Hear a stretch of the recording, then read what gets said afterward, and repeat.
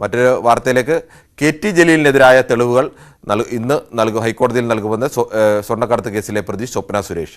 ജലീൽ രാജ്യവിരുദ്ധ പ്രവർത്തനം നടത്തിയുള്ള തെളിവുകളാണ് കൈമാറുകയെന്ന് സ്വപ്ന കഴിഞ്ഞ ദിവസം പറഞ്ഞിരുന്നു. വധഗൂഢാലോചന കേസിൽ സർക്കാർ നൽകിയ സത്യവാങ്മൂലത്തിന്റെ മറുപടി സത്യവാങ്മൂലത്തിലാണ് ഇക്കാര്യം പറയുക.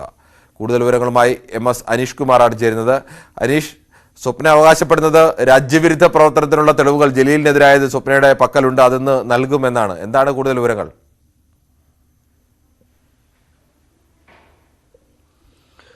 കിരൺ, നേരത്തെ കെ.ടി. ജലീലുമായി ബന്ധപ്പെട്ട് നിരവധി ആരോപണങ്ങൾ സ്വപ്ന സുരേഷ് മുന്നോട്ട് വെച്ചിരുന്നു. മറ്റു പലർക്കും എതിരെയുള്ള ചില കാര്യങ്ങൾ, അതായത് മുഖ്യമന്ത്രിക്കും മുഖ്യമന്ത്രിയുടെ പത്നിയും മകളുമൊക്കെ ഉൾപ്പെടുന്ന ചില കാര്യങ്ങളെക്കുറിച്ച് സ്വപ്ന സുരേഷ് വിശദീകരിക്കുകയും ചെയ്തിരുന്നു. അന്ന് പുറത്ത് പറഞ്ഞിരുന്നത് കെ.ടി. ജലീലുമായി ബന്ധപ്പെട്ട് രാജ്യവിരുദ്ധ പ്രവർത്തനങ്ങളുമായി ബന്ധപ്പെട്ടുള്ള കൂടുതൽ തെളിവുകൾ താൻ പുറത്തുവിടുമെന്നായിരുന്നു. എന്നാൽ പിന്നീട് ഇതിനെ വെല്ലുവിളിച്ച് കെ.ടി. ജലീൽ രംഗത്തെത്തുകയും ചെയ്തിരുന്നു, ഇതിനെ പരിഹസിക്കുകയൊക്കെ ചെയ്തിരുന്നു. ഇതിന് പിന്നാലെയാണ് ഇപ്പോൾ കെ.ടി. ജലീലിനെതിരെ രാജ്യവിരുദ്ധ പ്രവർത്തനങ്ങളുമായി ബന്ധപ്പെട്ട തെളിവുകൾ ഇന്ന് ഹൈക്കോടതിക്ക് കൈമാറും എന്ന് സ്വപ്ന സുരേഷ് അറിയിച്ചിരിക്കുന്നു. സ്വപ്ന സുരേഷിന്റെ അഭിഭാഷകൻ ഈ കാര്യങ്ങൾ ഇന്നലെ തന്നെ ഏൽപ്പിച്ചിരിക്കുന്നു. ഇന്ന് കോടതിയിൽ മറുപടി സത്യവാങ്മൂലം എന്ന രീതിയിൽ ഇത് ഫയൽ ചെയ്യുമെന്നാണ് അറിയിച്ചിരിക്കുന്നത്. നേരത്തെ ഈ സ്വപ്ന സുരേഷ് അടക്കമുള്ളവർ ചേർന്ന് ഗൂഢാലോചന നടത്തി മുഖ്യമന്ത്രിക്കെതിരായി കലാപാഹ്വാനം നടത്തിയെന്നടക്കമുള്ള ചില കാര്യങ്ങൾ ചുമത്തി സ്വപ്നയ്ക്കെതിരെ കേസെടുത്തിരുന്നു. അതിൽ ഗുരുതരമായ കുറ്റങ്ങളുണ്ട്.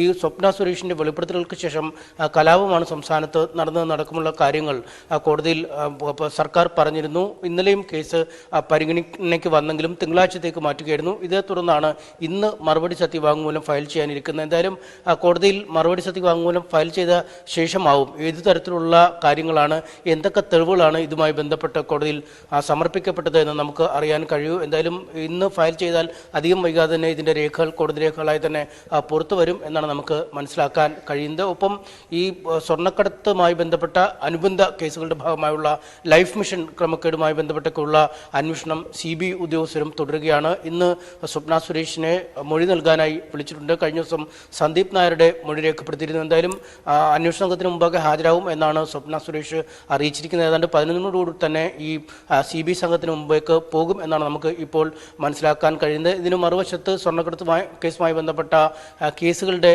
വിചാരണ, ഡോളർ കടത്ത് അടക്കമുള്ള കേസുകളുടെ വിചാരണ ബംഗളൂരുവിലേക്ക് മാറ്റണമെന്ന EDയുടെ ആവശ്യം സുപ്രീം കോടതിയുടെ പരിഗണനയ്ക്കുണ്ട്. ഇതിനെയും സ്വപ്ന സുരേഷ് പിന്തുണയ്ക്കുന്നുമുണ്ട്. ഇതടക്കമുള്ള കാര്യങ്ങളിലെ കൂടുതൽ കാര്യങ്ങളാണ് ഇന്നിനിയും നടക്കേണ്ടത്.